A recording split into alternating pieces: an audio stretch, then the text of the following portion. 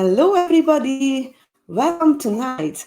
As I mentioned last week, tonight we are going to have a special guest, my lovely friend and mentor, Brenda Adelman, who is a storytelling expert, and she's been performing her one-woman show all around the world, and I'm so excited to have her here. And today we're going to talk about a very important topic that you should nail in your business, and is about how to share your stories and how to choose the right stories. So to give some love to Brenda, I would like you to share this video now before we move on from here, and let everybody know in your friend list that it's story time. And then let's welcome my lovely friend. Hi, Brenda. How are So you? nice to have you here. I'm so glad to be with you. Thanks for having me. Oh, thanks for coming. And because my memory is horrible, would you mind introducing yourself and show us your 90-second quick story so we can see expertise on what you're doing? Because basically, this is why I fall in love with you, because you showed me how to share my story without creating huge autobiographies out of it. So I'm so Right. That excited to was super share this with cool everybody because else. you were like what a lot of people say when they come to me, I just have too much. And I'm like, nope, you do have a lot, and there's a time to share that, but you must have it be more concise, or people who don't know you won't stay with you to hear the rest of it. So okay, well, I'll do my little 90-second pitch so that it will also say who I am. So I grew up in Brooklyn with a Jewish wannabe Italian father who taught me how to drive a Cadillac when I was 6 and how to shoot a gun when I was 10. A bohemian artist mom who took me traveling with her all over the world and read Shakespeare to me from the time I was 3 years old as a bedtime story. Big characters, big laughs, big love. And then in 1995, my father, who I adored, shot and killed my mother, who was my best friend, and within months moved in with and then married my mother's sister, my aunt. And so my life's work since then, once I had a breakthrough, has been about sharing about the power of forgiveness and setting healthy boundaries. And then over 15 years ago now, I turned my life story into what is now a critically acclaimed one-woman show that I've performed all over the world. This is an incredible story, and I never get bored hearing this. So, could you tell us why is it important to share our stories in a business? Yeah, so this is so important. So I used to, so for years I had performers tracking me down and following me and taking me out to dinner and taking me out to lunch or hiring me for like a one-off one-on-one coaching session. And then back in like the end of 2014, I learned how to and created my first online course about how to tell your story for performers, but how to tell your life story and kind of have the healing in it and then present it on stages. And then in around 2017, I started realizing that, especially with the video, that entrepreneurs, I mean, speakers also, but that entrepreneurs didn't know how to tell their stories and were very uncomfortable, and that we're all connected. Like, we're all connected by what we've lived through, and that we're in a time, especially now, where we connect through our stories. So like everybody does everything. There's a million people who teach or do websites for people. Well, what's going to have you stand out? It's going to be you telling your story in your marketing somewhere. So that's why I think it's so important. I think it's important on the level of healing, because I've been working with entrepreneurs, about 60% of my clients are performers now, and 40% are entrepreneurs. And it's important to stand out. And I feel like the world is so isolated that it's important to share your story and give hope to other people that you've gone through something, you've gotten to the other side of it, and you can be successful despite what you've lived through. Yeah, I totally agree with that. It's important to stand out from the crowd, and also to build connections so people know who you are truly, what is your story, and how you get where you are. Yeah. So, I'm inspired by people's stories. I've hired people because of their stories all the time. Yeah, happens with me too. Do you have a special method to choose the right story that we should share? I do have a special method, and I've taught it to hundreds of people, and it works. I'm going to offer something later if anybody wants to get the exact process. But what I can do here is basically say the process is that you choose stories from different age stages of your life. Like, you think about what was juicy, what was like it. So here's an example. Like, it has to be juicy to you or the audience could care less about it. So sometimes people are under the impression that just being autobiographical is enough, and it's not. So for example, I have a client who, when she came to me, talked about, well, I know I found my purpose when I was working at this job I really hated, and because I ended up getting fired, I left and I got on the road to where I am now. That's actually not juicy, not a really juicy story. Yes, it can be kind of like a shock, you've lost your job, but that is generic. You need to go for the details. You need to go for what was it like. If she ended up not using that story, working with me, but if that was the story you chose, I have to know why you were devastated, or why, or you have to bring me into that moment of you being like, not only how am I going to pay my bills, but I thought my life was going to be one way and it's not that way. And what the hell do I do? Like, the real stuff. So what you want to do is find different times in your life, though, that you had maybe a similar experience. So, for example, just using myself, I had the experience of, losing my virginity at 15 to someone I loved, but also having a friend involved in that whole thing. I had an experience when I was like 5 of my parents having a really big fight and my father leaving. I had an experience when I was 30 of, my big story. My father killed my mother and married my aunt. So I would look at those different stories from different age stages, really important, and say, is there a theme that goes through it? The theme for me, it's very, very personal. That's why it's important to get a mentor, because it can be very different. The theme could be abandonment. So, for example, it could be, well, my father ended up leaving my mother that first time. They got back together, but it was abandonment. Or abandonment when I was a teenager. I ended up not having the friends or the boy. So that's abandonment. And the third one, the same thing, abandonment. I didn't have a family. But you're looking at your whole life. So from your whole life and how you've lived your life, it could be that it's not abandonment, the main theme. It could be betrayal, because I know the story. That first story, my father left, but he left for another woman. He ended up coming back, but that would be betrayal to my mother.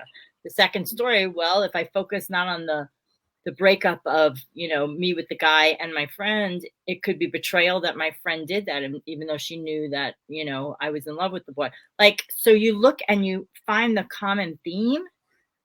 And this is how you develop which story you're going to use in your marketing or on stage.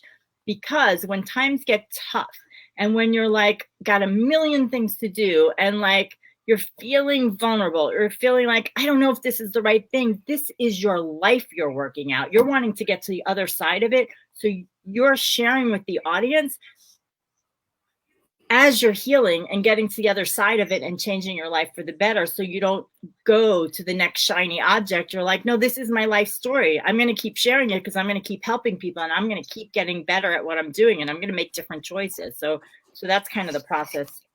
A quick version of the process. Thank you very much, Brenda. This is giving a big help for everyone, I hope. And do you have, team, or what are the must have things in the story? When we share a story, what elements should we include to have it as a powerful tool? What things should be included? Is that what you Yes, said? what are the must-have elements in the story? The elements. Well, like I said, you're looking at the theme or the patterns that go through your life, and then you're connecting those stories to your business story. I can always find a connection. Like yesterday, I was on a call in a storytelling class that I lead, and the person was like, I like my story, but like, I don't really know what it has to do with anything. Well, he's someone who does hypnosis, and it was a story, a very particular story about being really afraid to do something, and all of a sudden I'm like, of course that relates, because you're using hypnotism to help people get rid of fears, and you're talking about something that was scary, that you know what I'm saying? Like there's always a way to connect your life to your business story. So you want to make sure there's a beginning, middle, and end. A lot of people don't start in the right place, or they don't have a shift of state, so they're just telling the story from one level, so that's not exciting for the audience. You want it to be high stakes. Again, why are you telling this story, and why are you telling it now? And even if you're telling it a million times, you don't do a disservice by making it like you can't, like it doesn't mean anything to you anymore. You're always keeping it fresh because you're saying it for a new audience. So those are some elements. Yeah, this is, I think, as you mentioned, that find the link between your business and your personal life. It's really important, because lots of people sharing stories and sharing vulnerable stories, because we've been taught that you need to be vulnerable, you need to be vulnerable. And then they have the stories, what they're sharing, they have nothing to do with their business, or even if they have something to do with the business, they do not position it the way that the people can see that it is the link with my business. That is such a pet peeve of mine, and it's such a big misunderstanding, because I believe the coaches or gurus that are saying that are meaning well, but they're not teaching it like it needs to be taught. Because as someone who teaches storytelling, I know the depths of despair and what people have really been through. I know how they're compartmentalizing so that they could survive. So it's like a two-part process. Like you said, you have to heal it so that you can position yourself as the expert. If you're just sharing a vulnerable story that doesn't make you look good, then you're not going to get clients from that. There's a way to shape your story so that even if you're not at the other side of it, you're still positioned as the person that, is in charge of what you're selling, serving, how you're serving. Yeah, totally agree. So what are the biggest mistakes that people do when they share their stories? Well, right there, like we talk about emotional, being too emotional.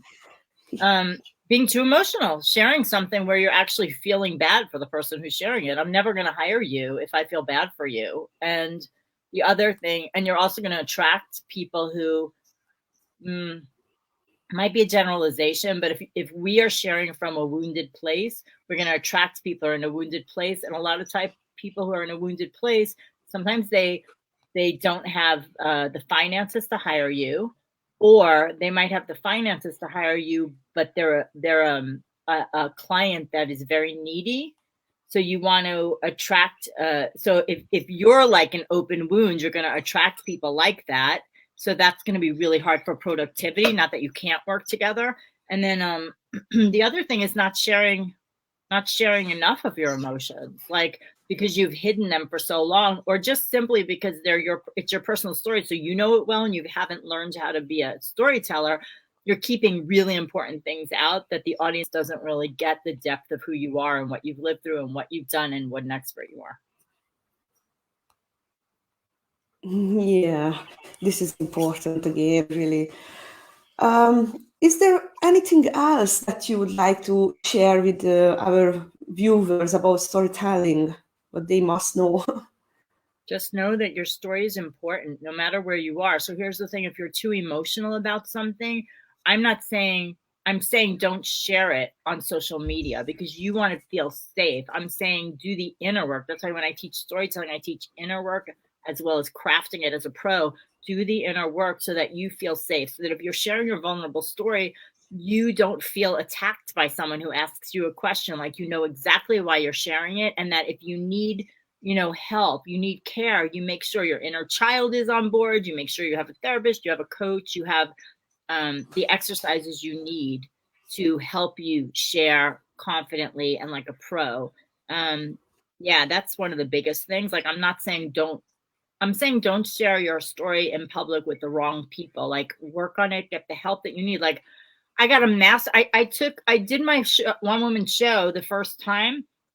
People laughed, people cried, and then I would go home and be absolutely miserable because I hadn't done any of my inner work. So I took 2 years off, finished my master's in spiritual psychology, continued to do the inner work so that I could be a pro on stage. People would laugh, and then I knew how to handle the emotions of my story. I would not take it back because I've helped so many people, but it was really hard for me in the beginning when you have a big story like that will help you stand out, but you want to emotionally take care of yourself. And of course I have my process also that I can offer your audience if they want to get it.